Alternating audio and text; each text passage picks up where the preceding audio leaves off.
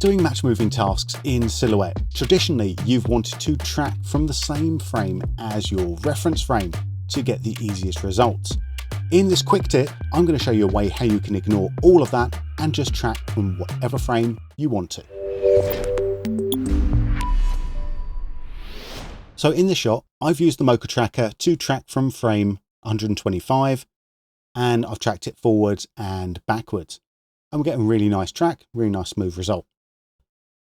I've also come in and then painted up the first frame. I've put a hold node on this so we can use this as a patch throughout the entire shot. And if we take a look at the transform, I've set my match move up so it's using the layer 1 that we tracked inside of Mocha. Now if I composite these two together, the eagle-eyed of you might be able to see a slight mismatch from here. Yeah, so because we have tracked from frame 125, it's expecting that to be the master frame. Now, we could go in and we could sort of manually transform this up so that it fits in the right place, but there's actually a much easier way now in Silhouette 2024.5 and above.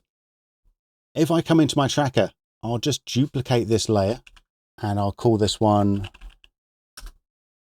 Mocha frame 1, and I'll call this one Mocha frame 125, just to show where the reference frame was. So let's select this new layer here and come up to my actions, go to layer, and we have a new action which is called remap reference frame. So if I select that, my current reference frame is frame 125. That's where I originally set it. And my target reference frame, I want that to be frame 1 because that's why I painted my element up.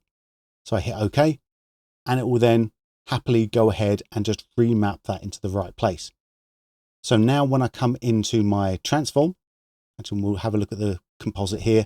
Instead of looking at the one that's referenced to frame 125, I look at the layer that's referenced to frame 1. This now gives me the exact same transform as I had previously, but I don't have to think about where that reference is.